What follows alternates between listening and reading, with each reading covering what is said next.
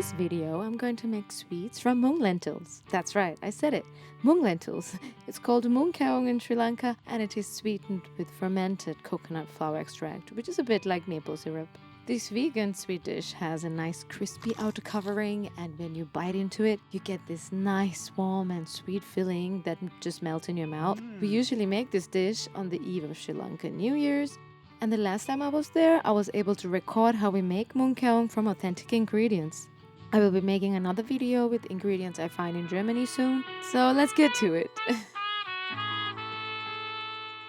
We start by roasting a cup of mung lentils. How you do that is by adding the cup of lentils to a dry pan, first on high heat. Keep tossing until some smoke appears, then turn the heat to medium and continue to toss until the lentils are brown. Do not let it burn or turn black. Then let it cool and grind it in a blender until it takes the texture of ground flour. For the coating, I sift 2 cups of rice flour and 4 tablespoons of plain flour. I sift it 3 times, but if the flour is really fine, you don't have to sift it 3 times. Once is enough. Then discard any remaining residue. To the sifted flour, add 1 teaspoon of turmeric powder and 1/2 teaspoon of salt and mix well.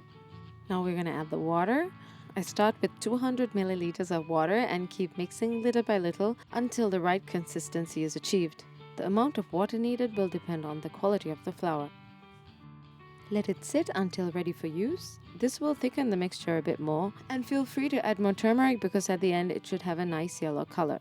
Now let's prepare the filling. For this, I roast another 140 grams of rice flour and 50 grams of plain flour on medium heat. Again, it is without oil. Keep on stirring to make sure that the flour doesn't become brown. When the flour is nicely roasted, put it aside and add the coconut flour extract or treacle to the pot and heat it on medium heat until it bubbles.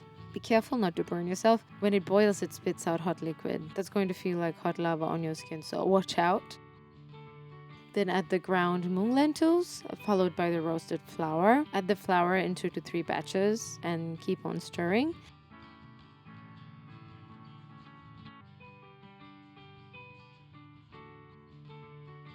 And to this, I add 1 tablespoon of coconut oil and 100 milliliters of water.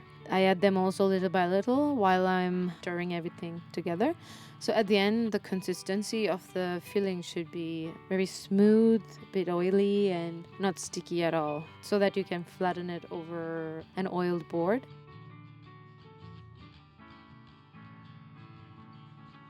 Here I am using an oiled banana leaf. Be careful when handling the filling because it is very hot. Instead of spoon and spatula, an oiled rolling pin can also be used to flatten the dough much faster and easier.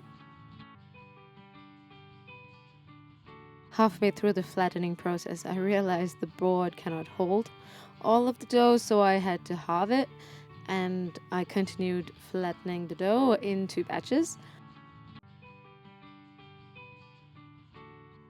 Yeah, the dough is still too hot. Shape the dough into a nice rectangle with a thickness of about 1/2 centimeter. I first cut horizontal stripes and afterwards cut them diagonally to achieve the iconic diamond shape. As you can see, some of the edge pieces do not have a perfect diamond shape. I'm not that much of a perfectionist because those pieces are still going to taste as good as the rest. Then flip each piece so that it does not stick to the board or the paper underneath. It could be that the dough might break a little here and there. I press the pieces together usually to keep them intact. Each piece of flattened dough should be dipped in the batter and then dropped into the hot oil. That's how the entire workflow looks like. So here's my dipping station, then the frying station, and at the end I let them drain onto kitchen towel. And eating it immediately is the best. And here are 3 tips for the frying process. Check the oil by adding a drop of batter to see if it bubbles. When it bubbles, the oil is ready for frying.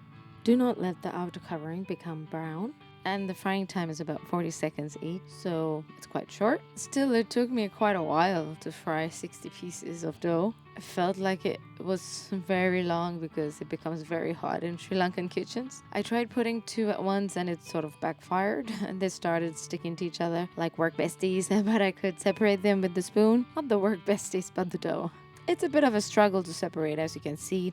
I was very careful not to tip the pot of hot oil over. So always be careful when you work with hot oil because it is a dangerous place out there. After a few pieces, there might be remaining droplets of dough in the oil. Make sure to remove them now and then before they become really burnt. It could give the entire batch of oil the burnt flavor, which we don't want. If you leave it for a while, the outer coating gets less crunchy. You can refry them after a few days to make it crunchy again. They can be stored in an airtight container for enjoying later. And that's how we make mung kawum in Sri Lanka. Wait a sec, if you haven't subscribed yet, do that and like this video because editing this was no walk in the park. Alright then, catch you later.